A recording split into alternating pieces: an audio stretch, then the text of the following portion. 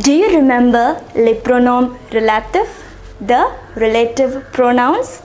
Yes, there were 4 relative pronouns that we learnt. Do you remember them? They were qui, que, ou, and dont.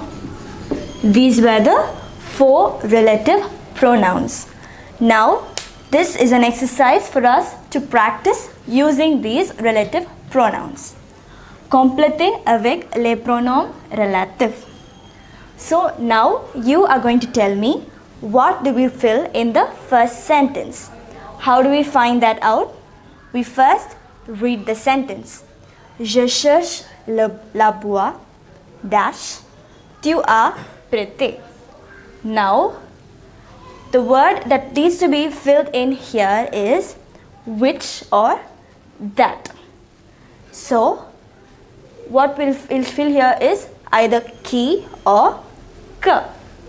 And how do we differentiate where to fill in qui and where to fill in que? The hint is after the blank, if there is a subject pronoun, we fill in, yes, we fill in que. After the blank, if we have a verb, then we fill in qui. So, after the blank, we have tu here. Tu is a subject pronoun. So, we fill in que. So, that is how we fill in the relative pronouns. The next sentence. Nous montrerons les photos dash nous avons pris. So, if you read the sentence, the word that needs to be filled in here is qui or que, that or which. So, now what is there after the blank? It is nous. Nous is a subject pronoun. So, when there is a subject pronoun after the blank, what do we fill in? Yes, it is que again. Now, moving on to the next sentence. Marie-Laure et notre tutrice dash vient de Nantes. Now, in this blank, what do we need to fill? We need to fill either qui or que, because in this sentence, we need to fill in either that or which. Now, after the blank, we have the word vient. Vient is a verb, right? It is the conjugated form of venir. So, vient. Now, when there is a verb after the blank, what do we fill in? It is qui.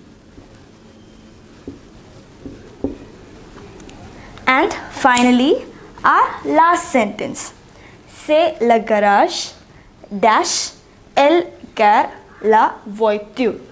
Now, I have already taught you that when this blank has to indicate a place, then which of these 4 relative pronouns do we use? Yes, it is ou. Ou is the relative pronoun of place. In this sentence, this blank must denote the place, le garage. So, since we need to denote a place, we use ou. So, have you understood why we are using ou here? Because it is used to denote a place. So, this is how we use the relative pronouns. We have 4 relative pronouns: qui, que, ou, and dont. And I hope you have understood where we use which pronoun.